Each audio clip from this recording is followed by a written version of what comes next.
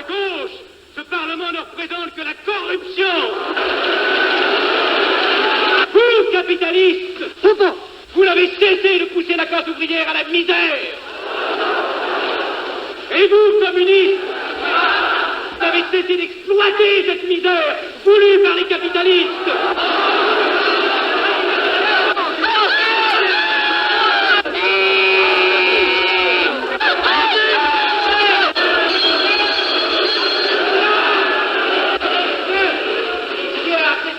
Et vous tous, parlementaires, désuets et périmés, acceptez-moi le parlementarisme.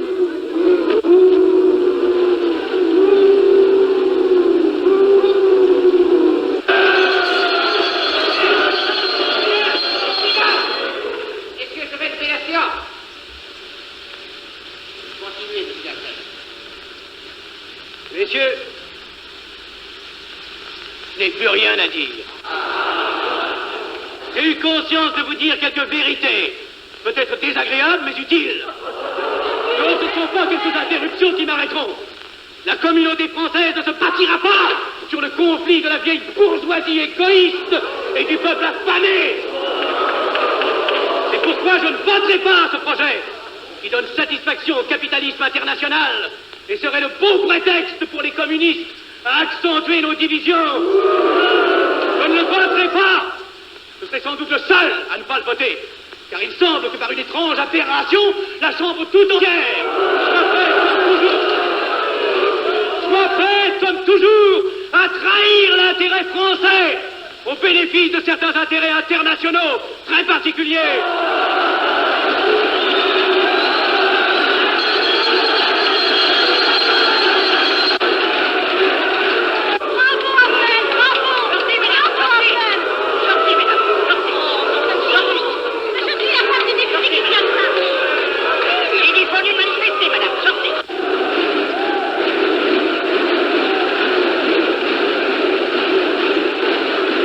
Il a du courage, ce petit Afnel.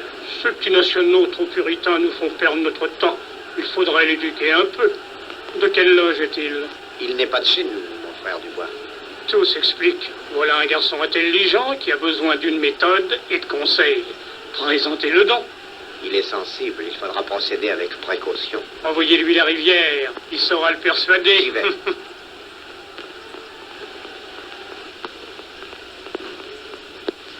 Mon cher vénérable, nous avons un service à vous demander.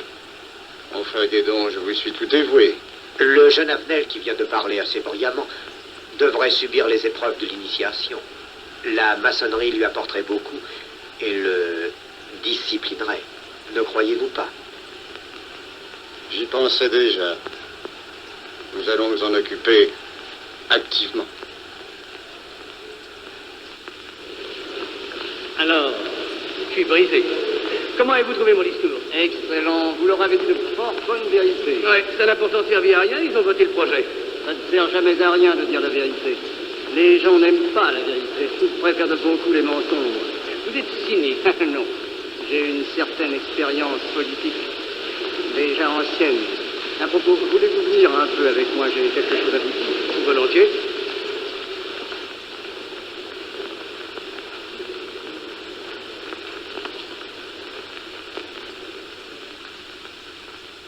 Oui, voyons, je voulais vous dire, si nous reprenions notre conversation sur la franc-maçonnerie, vous m'aviez dit l'autre jour que vous étiez curieux de connaître cette association.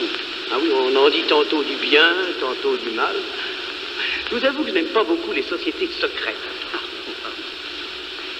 La franc-maçonnerie n'est pas une société secrète. C'est une société discrète. Pourquoi éprouves-tu tant de répugnance à me voir entrer dans la franc-maçonnerie? Cette association me semble suspecte. Il ne doit y avoir que des arrivistes là-dedans. Non, voyons, ce sont peut-être aussi des braves gens animés d'un idéal sincère. Le texte qu'ils m'ont donné est rempli de bonnes idées. Tu me diras que ce n'est qu'un programme affiché à l'entrée, mais il me paraît loyal. Tu es un honnête homme, mon chéri. Mais tu as un grand défaut. Ah, et lequel? Tu ne vois jamais le mal. Tu imagines que les autres sont bons comme toi-même. C'est pourquoi tu as toujours des déceptions. N'importe, je suis décidé à tenter cette expérience. Alors fais-la. Je souhaite me tromper. Quand dois-tu te présenter chez ces gens? Mercredi. Déjà.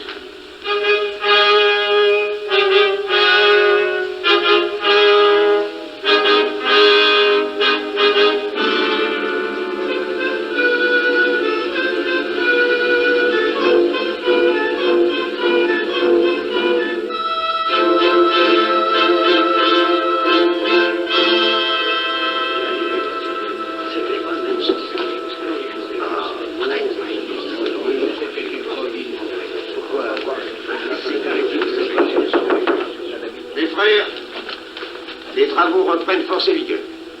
La tenue du comité a voté l'interrogatoire du profane Avnet. Nous allons lire les rapports confidentiels de nos enquêteurs. Pierre Avenel, né en 1902 à Laval, a fait sa première communion. Oh, mon frère, vous en prie. Mais déclare ne pas pratiquer régulièrement. A même cessé de fréquenter l'église. Très bien. Mais s'avoue spiritualiste.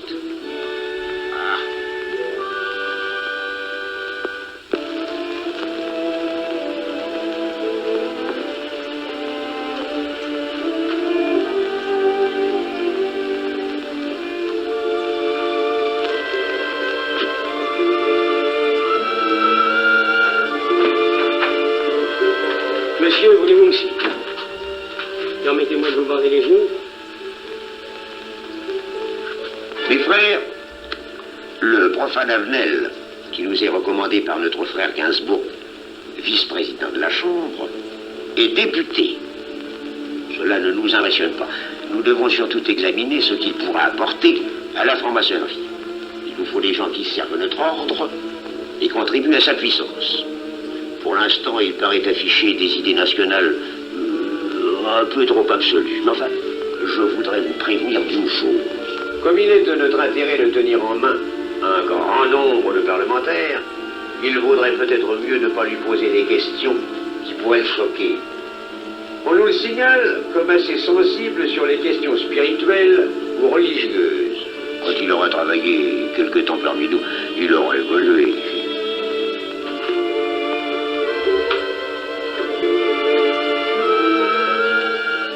Et voilà, le silence le plus absolu, mes frères. Qui frappe ainsi régulièrement à la porte du temple? C'est un profane qui demande à être interrogé, vénérable maître. Faites entrer le profane.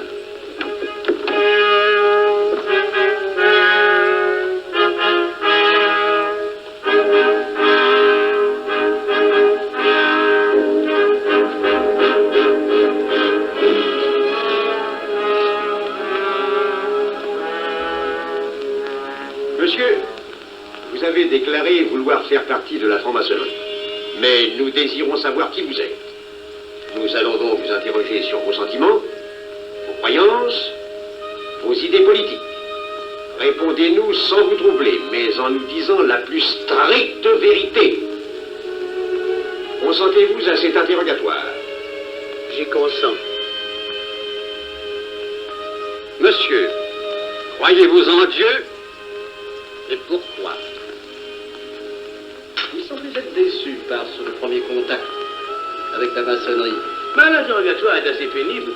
J'ai dû paraître ridicule. Vous vous trompez. D'autres qui sont passés avant vous ont moins bien répondu. Vous avez été reçu avec une majorité convenable, 16 voix contre 10. Comment, j'ai eu 10 voix contre moi? Non, non, 2 seulement. 2. Mais les voix d'opposition comptent pour 5. Ah, un opposant de plus, et vous étiez plaqué. La maçonnerie est difficile sur le choix de ses candidats. Pas assez, mon cher, pas assez. Je dois même vous avertir que lorsque vous serez en loge, vous serez déçu. Le milieu maçonnique est épouvantablement médiocre. Vous verrez que vous nous apporterez plus que vous ne recevrez. Mais ces rites dont vous m'avez parlé, ces initiations mystérieuses... De bêtises. Il y en a qui y attachent un certain sens symbolique. La plupart des maçons rient eux-mêmes de ces vieilles pratiques désuètes. Seulement le jour de votre initiation, tenez-vous bien, les épreuves de la cérémonie ne sont pas commodes.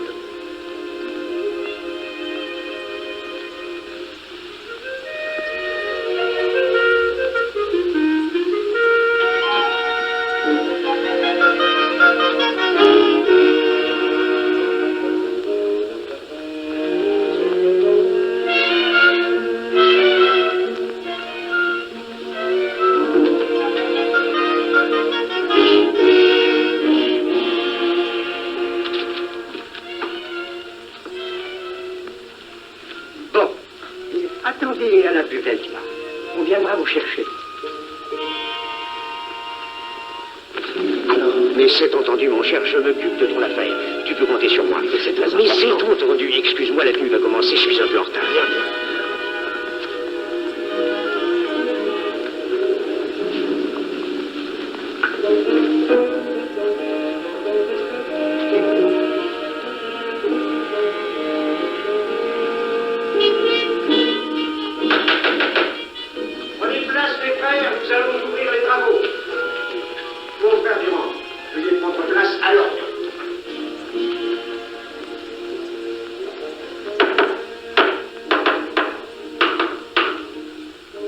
Premier surveillant, êtes-vous franc-maçon? Mes frères me reconnaissent comme tel, vénérable maître. Frère second surveillant, quel âge avez-vous? 3 ans, vénérable maître. Frère premier surveillant, quel est le premier devoir d'un surveillant en loge? Vénérable maître, c'est de s'assurer que le temple est couvert. Veuillez nous en bien assurer par le frère couvreur.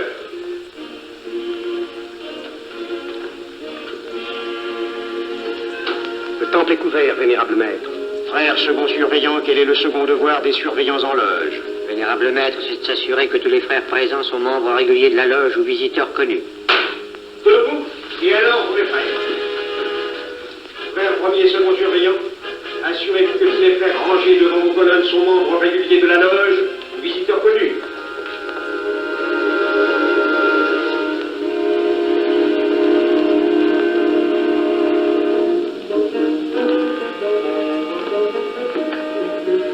Vénérable maître, les frères qui décorent l'une et l'autre colonne sont membres réguliers de la loge ou visiteurs connus. Il en est de même à l'Orient. Frère premier surveillant, à quelle heure les francs-maçons opèrent-ils leurs travaux? À midi, vénérable maître. Quelle heure est-il, frère second surveillant? Il est midi, vénérable maître. Puisqu'il est l'heure du travail, frère premier second surveillant, invitez les frères de vos colonnes à se joindre à vous et à moi pour ouvrir les travaux de la respectable loge des enfants d'univers Orient de Paris, au grade d'apprenti, en la forme accoutumée.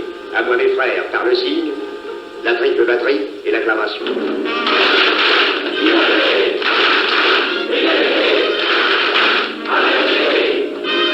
Prenez place, mes frères, les travaux sont ouverts. Mes frères, l'ordre du jour appelle l'initiation du profane Avenel. L'atelier a voté dans une précédente tenue la mission du dit profane. Nous allons donc ce soir le recevoir solennellement. Mon frère couvreur, veuillez aller chercher le profane Avenel qui a écrit son testament philosophique dans le cabinet de réflexion.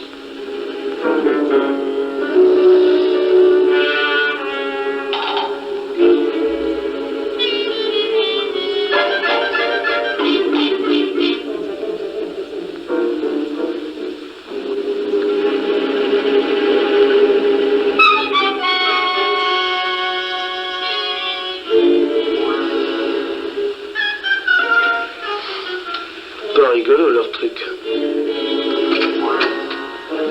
Monsieur, veuillez me suivre.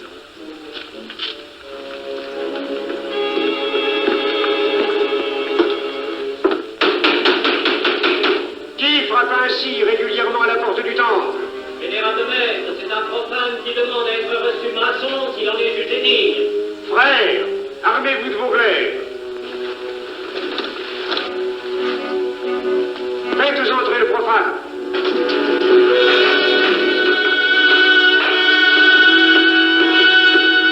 Laissez-vous, monsieur.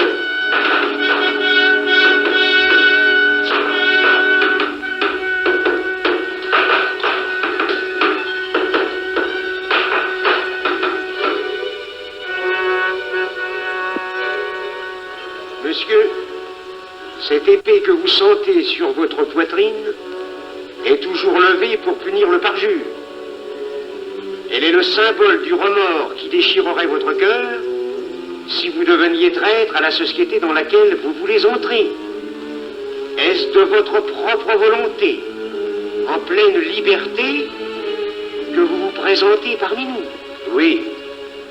Tu une institution qui ne procède que d'elle-même. Elle prend sa force dans la raison. Persistez-vous toujours dans vos intentions? Êtes-vous bien déterminé à vous soumettre aux épreuves, quelles qu'elles puissent être? J'y consens. En ce cas, confiez-vous à la main qui va diriger vos pas. Mais, comme il serait imprudent de s'imposer des obligations dont on ne connaîtrait pas l'étendue, il est de la sagesse de cette respectable assemblée de vous dire quels seront vos devoirs si elle vous admet dans son sein. Le premier est un devoir absolu de secret sur tout ce que vous pourrez entendre et découvrir parmi nous, ainsi que sur tout ce que vous verrez et saurez par la suite. Je dois exiger de vous un serment, prêté sur la coupe des passions. Consentez-vous à le prêter? Oui. Frère expert, faites approcher le profane. Et vous, maître des cérémonies, apportez la coupe des serments. Présentez la coupe au profane.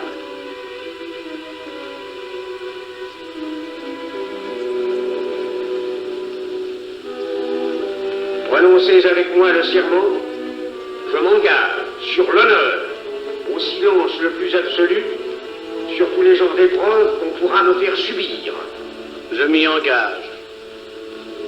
Vous devez connaître toute l'importance d'un serment.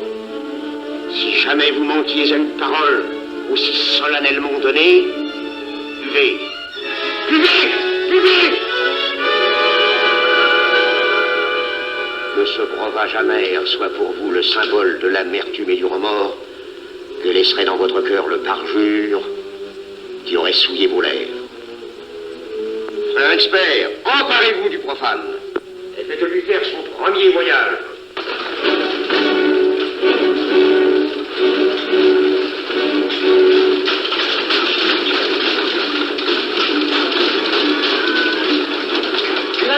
C'est un profane qui demande à être reçu maçon. Comment ose-t-il l'espérer? C'est qu'il est libre et de bonne mœurs. Puisqu'il en est ainsi, qu'il passe.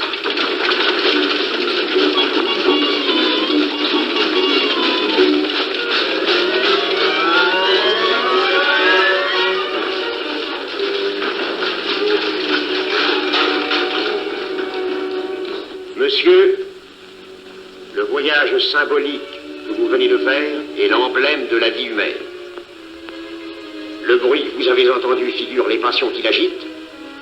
Les obstacles que vous avez rencontrés peignent les difficultés que l'homme éprouve et qu'il ne peut vaincre ou surmonter que grâce à l'aide qu'il trouve dans ses semblables. Frère expert, faites faire le deuxième voyage.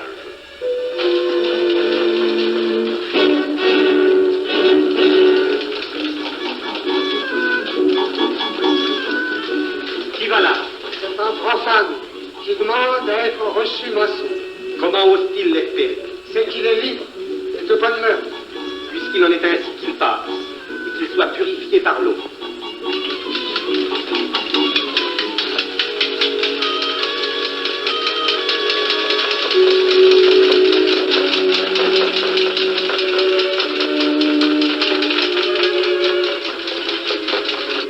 Monsieur, nous avons procédé à l'épreuve de l'eau qui représente l'épuration de votre esprit naissant à la vie maçonnique.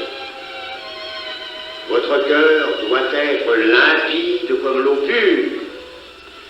Frère expert, faites faire le troisième voyage.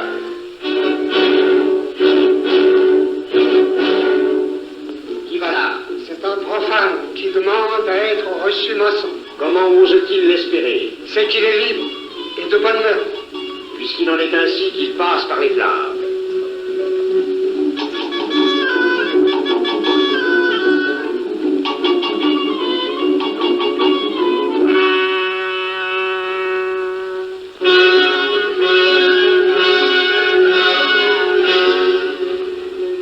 Monsieur, les flammes dont vous avez été environné ont achevé vos épreuves.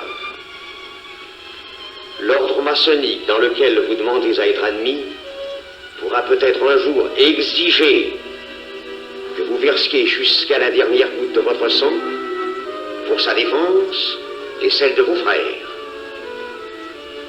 Je vais maintenant vous faire prêter serment à la franc-maçonnerie. Frère expert amener le profane à l'hôtel. Mes frères, debout, à l'ordre et glaive aux mains.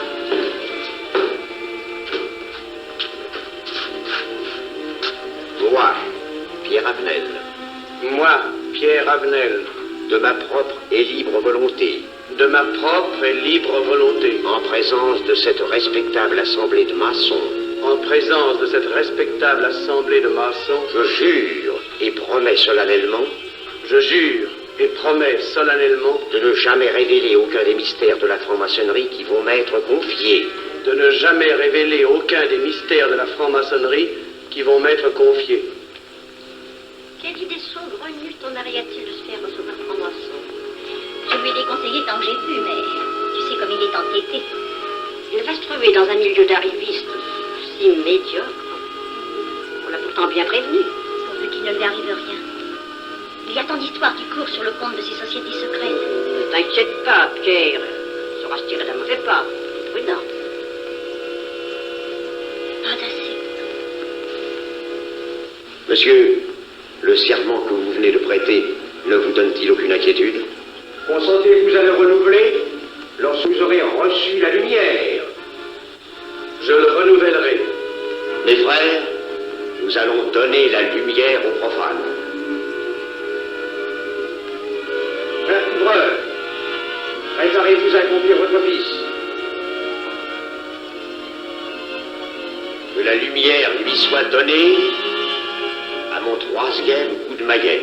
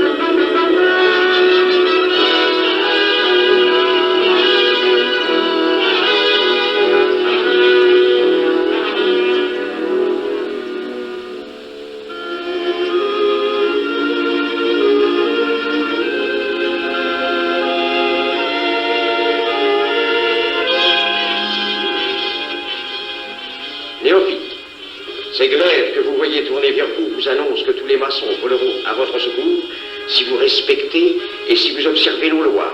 Mais ils vous annoncent aussi que si vous trahissez votre serment, vous n'échapperez pas à la vengeance de tous les frères répandus sur la surface du globe et qui ont juré de punir le parjure. Le jurez-vous, mes frères? Nous le jurons.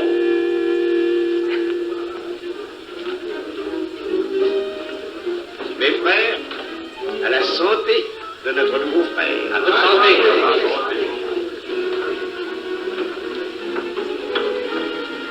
Mon très cher frère, qu'est-ce que vous pensez de cette soirée? Eh bien, c'est curieux. Cette cérémonie est très impressionnante. Mon cher frère, pourrais-je vous laisser ma carte au cas où vous auriez besoin de mes services? Je vends de tout, de la poterie, des chaussures, du savon à des prix invraisemblables. Tu permets, mon cher Lévi-Stein? Je t'en prie. Mon frère Avenel, nous allons bientôt nous mettre à contribution. Oui, un de nos amis de notre loge voudrait un bureau de tabac. Le Grand Orient est submergé de monde en ce moment. Avec vous, ça ira peut-être un peu plus vite. Volontiers. Je vous remercie. Ah, dans quelque temps, je vous parlerai aussi d'une autre affaire. Depuis plusieurs années, j'ai droit à la Légion d'honneur. Je ne m'en suis jamais occupé, je n'ai pas voulu déranger nos amis pour ça. On leur demande déjà tellement de choses, n'est-ce pas? Vous m'aiderez? À votre service. Merci beaucoup. Alors, on envoie. Ah non, pas comme ça. Voyez-vous, des petits coups secs avec le pouce, là, comme ça. Pom, pom, pom. Essayez. Pom, pom, pom. Et ben voilà. Avec ce signal-là, on ouvre toutes les portes.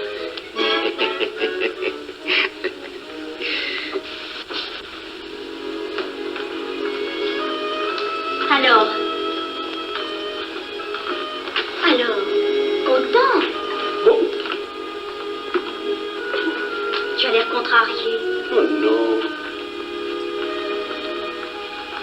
déjà déçu? Pas encore.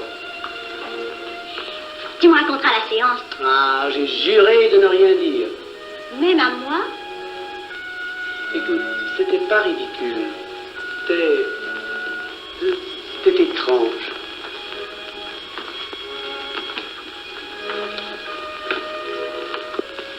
Mon chéri. Oh, mon chéri, c'est idiot, mais j'ai peur pour toi. Qu'est-ce que tu veux qu'il m'arrive? Oh, mon grand.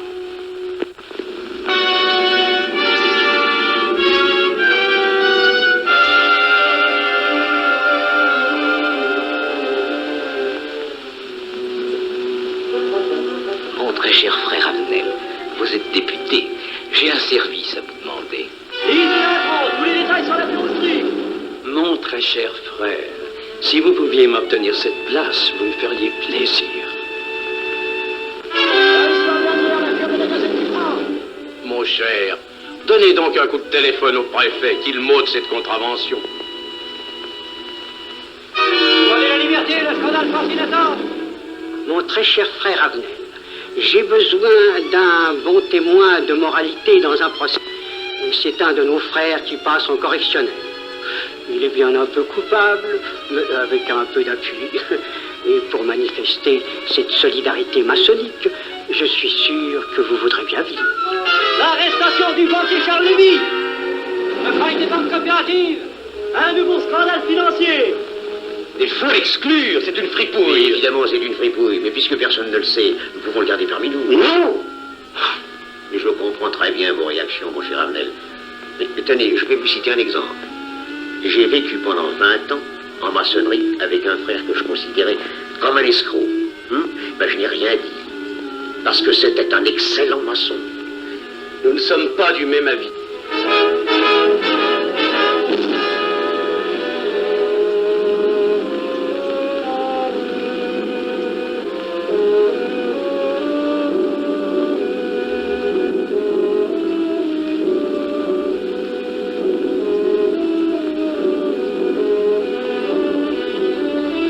Ne votez pas pour lui. Pourquoi? C'est un adversaire de la maçonnerie. Et son projet est excellent. Qu'importe, il nous dessert. Vous n'avez pas l'air de mon avis. Non. Non, je ne ferai pas ce que vous voulez. Un mouvement de vous conformer à la discipline républicaine. La discipline républicaine et maçonnique. Je sais ce que c'est, allez, c'est une canaillerie. Mon frère, ne laissez pas vos paroles dépasser votre pensée. Oh, ne croyez pas que je sois en colère, non, j'ai tout mon sang-froid au contraire. Et c'est pour ça que je ne voterai pas cette loi unique. Détruisez ce pays en l'empoisonnant doucement. Abnel, vous ne parlez pas sérieusement. Mais vous ne comprenez donc rien.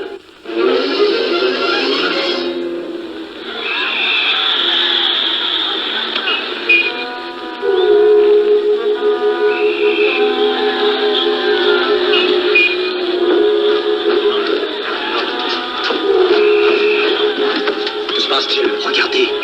Calmez-vous, mon vieux. Ce n'est rien. Rien.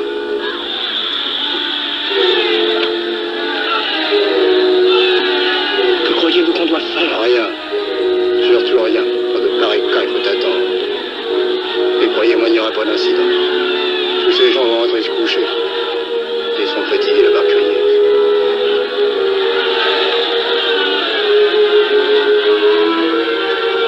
Qu'en pensez-vous, Abnel? Je voudrais être avec eux, place de la Concorde. Vous ne parlez pas sérieusement? J'ai pas envie de rire.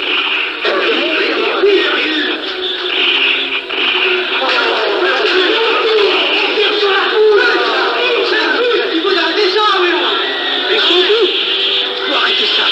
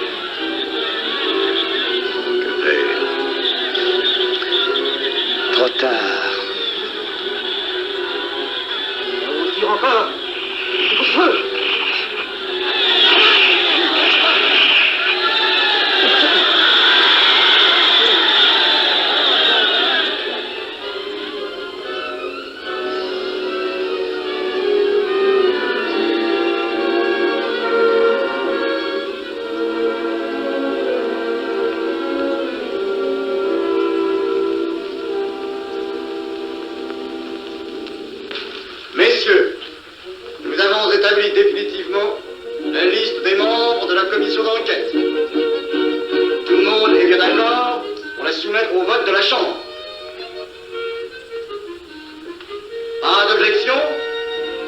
Le projet est accepté à l'unanimité. La séance est levée.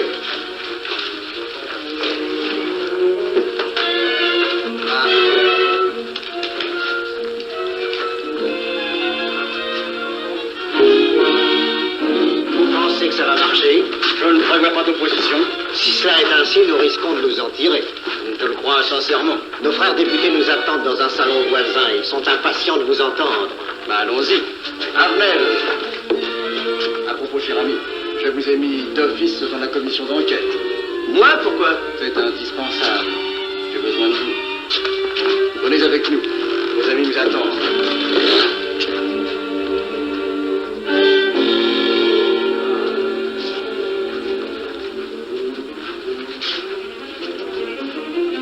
Mes frères, puisque nous sommes entre nous, je puis vous dire bien confidentiellement que nous allons traverser ces événements graves sans trop de dommages. La commission vient d'accepter tout à l'heure les listes que nous avons proposées pour la commission d'enquête. Beaucoup de nos adversaires en font partie, mais dans l'ensemble, les maçons sont encore en majorité. Rassurez-vous donc, ni la République ni la maçonnerie ne sont perdues. Elles ont traversé une crise grave. Elles sortiront renforcées de cette épreuve. Merci.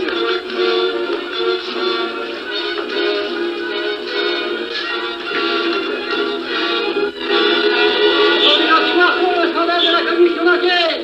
Demandez l'anti-Marcon, le scandale de la commission d'enquête! Vous me demanderez successivement le Quai d'Orsay, la Banque de France, l'état-major, le secrétaire général du Parti radical socialiste, le temps et les usines d'aviation Guerlain. Bien, monsieur.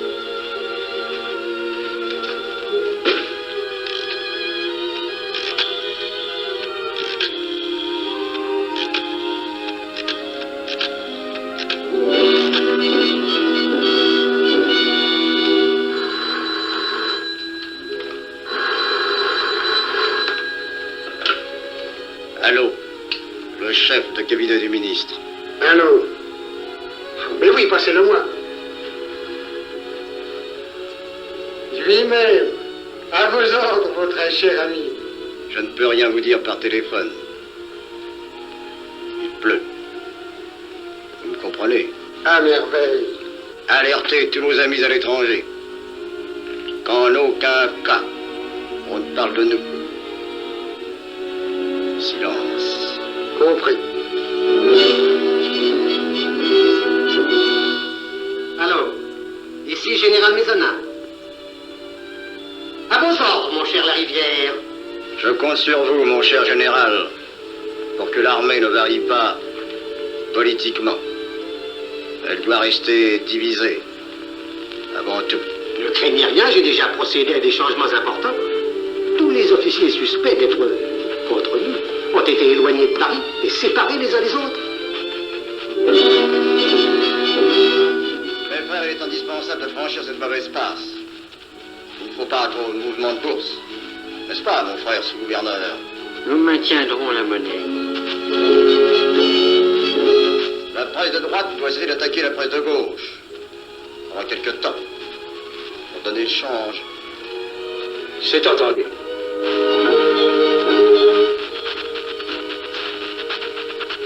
Les partis de gauche doivent faire entente avec ceux du centre. Et ceux de l'extrême gauche. De la sorte, contrôlons le peuple. Bloc populaire. Mieux. Front populaire. Bien. Quant à vous, mon cher Garlet, j'ai reçu ce matin une communication de l'étranger. On lui demande d'envoyer immédiatement du matériel d'aviation en Espagne. Moyennant quoi nous aurons tous les appuis politiques nécessaires. Même nos prototypes. Surtout nos prototypes. Ne croyez-vous pas que ce serait dangereux pour notre défense nationale? Faites ce que je vous dis.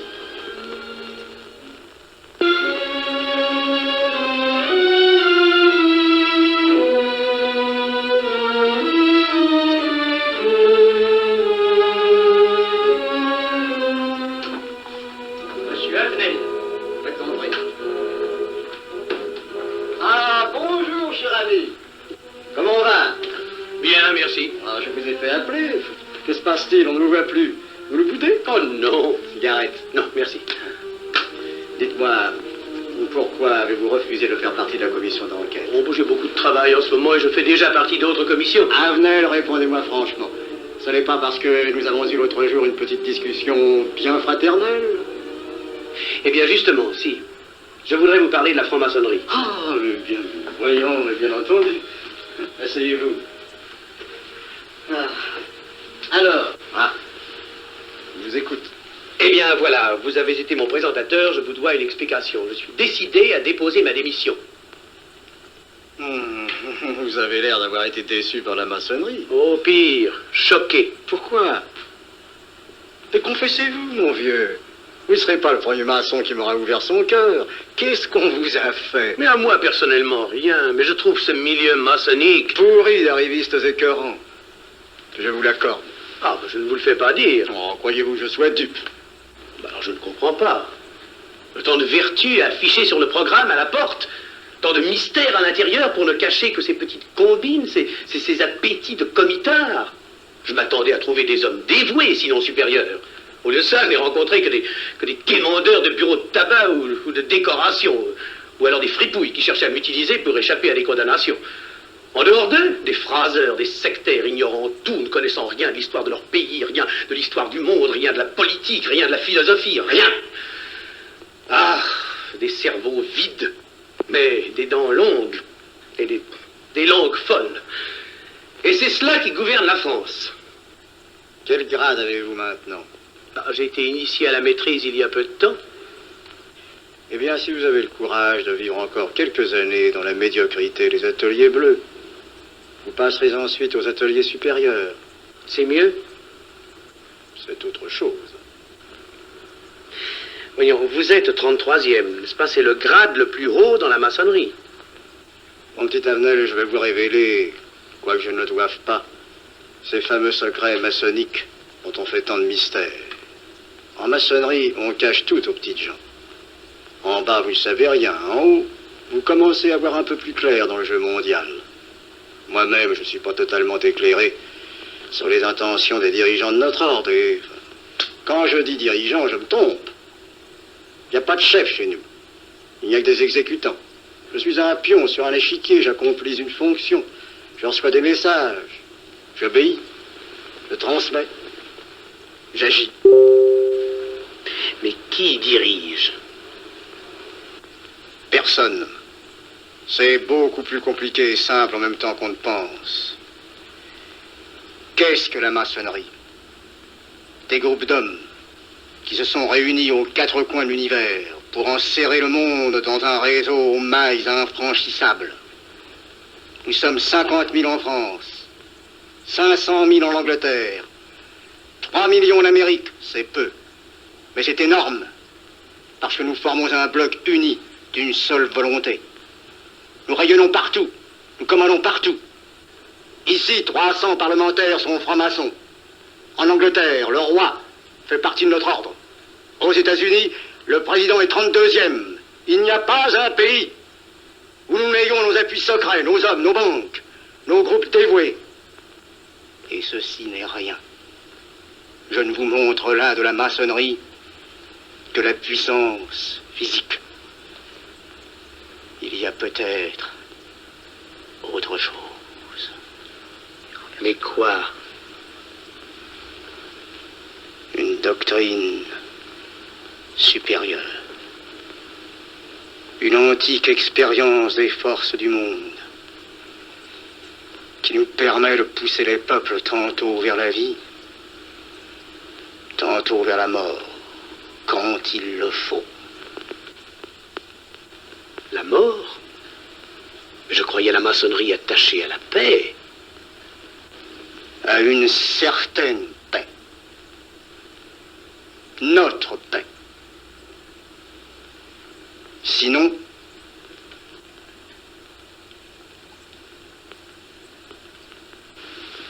alors, cette démission, je vais réfléchir.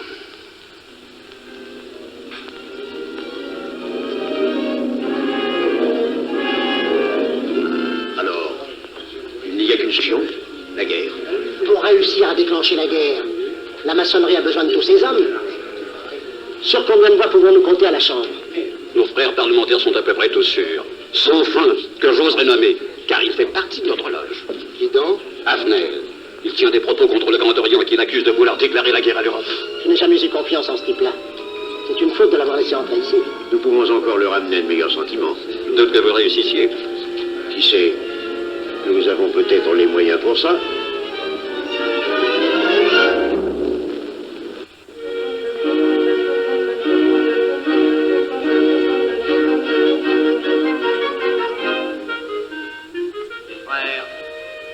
L'aviation allemande n'a pas d'appareil.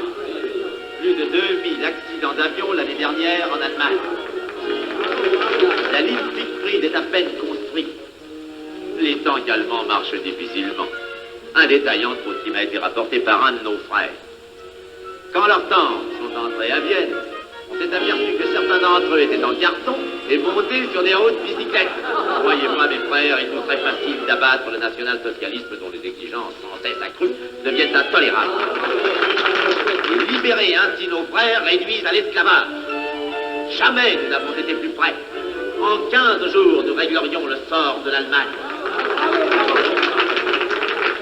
Notre loi régirait l'Europe définitivement. Notre victoire est sûre. C'est faux. C'est faux. Silence. Ce que dit cet homme est faux. Mon frère, je vous rappelle alors, vous n'avez pas la parole. Je le sais. Je suis député et membre de la commission de la défense nationale. Je ne peux pas laisser se prolonger un discours aussi manifestement erroné. L'appréciation de monsieur... De notre frère, Liechtenstein. Oui, si vous voulez. Sur l'état de l'armée que possède l'Allemagne sont des mensonges. Et ajouter quoi serait de la stupidité. Mais pourquoi vouloir une guerre entre l'Allemagne et la France? Mon frère, vous n'avez pas la parole. Peu m'importe. Mais je tiens à dire qu'aucun motif réel de conflit ne peut être invoqué. Vous le direz tout à l'heure, après l'exposé de notre frère. Non, je la dirai immédiatement, avant d'entendre des stupidités bellicistes. Mais vous tous, maçons, vous poussez à la guerre.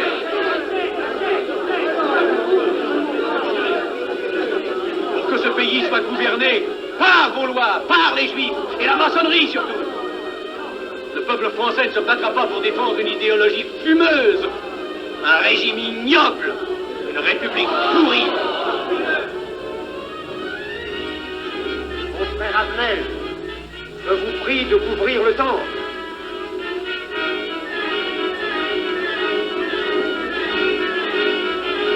Vous êtes tous des menteurs et des faussaires. Tout chez vous n'est qu'une sinistre comédie.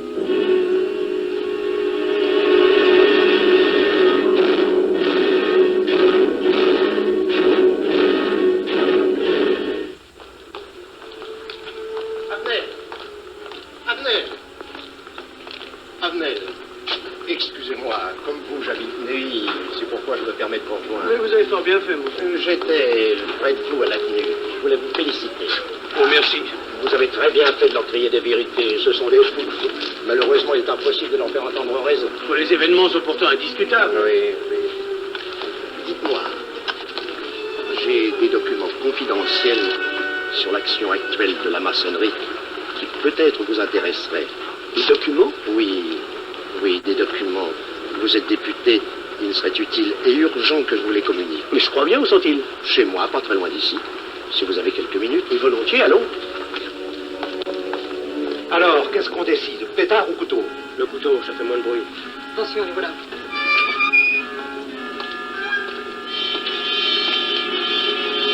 Un instant, je vais voir si quelqu'un...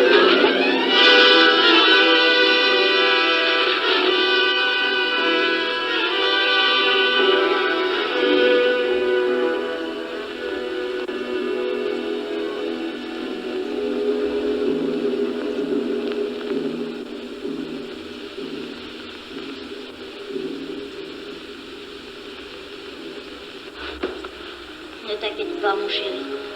Tu guériras vite. Le docteur a dit maintenant que j'étais sauve, à condition d'être sage.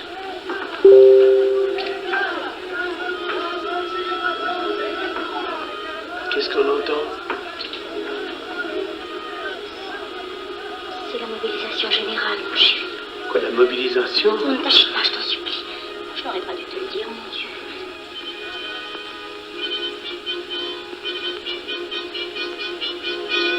T'en fais pas, mon chéri.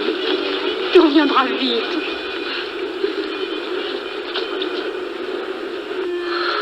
Les brutes. Ils sont arrivés. Ils ont réussi à déclencher leur guerre. Oh, ne bouge pas. Tes plaies sont à peine fermées. Si j'étais pas tombé sous les coups de ces criminels, j'aurais peut-être pu arrêter ça. Mais non, tu n'aurais rien pu empêcher, mon chéri. Ces hommes sont plus forts que toi. Ils ne t'auraient pas manqué.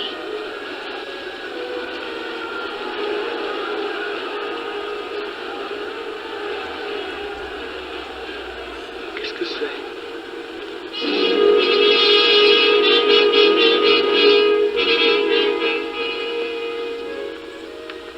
Les malheureux. S'ils savaient ce que je sais.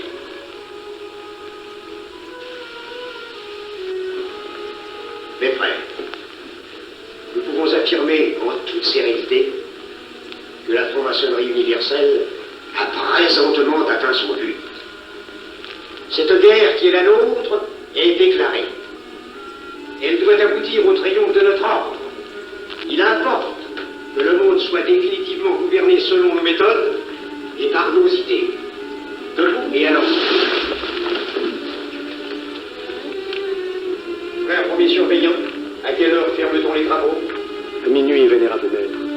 Quelle heure est-il, frère second surveillant? Minuit, vénérable maître. Puisqu'il est minuit et que nous avons accompli notre œuvre, je déclare les travaux clos à mon coup de maillet. Retirons-nous en paix, mes frères, sous la loi du silence.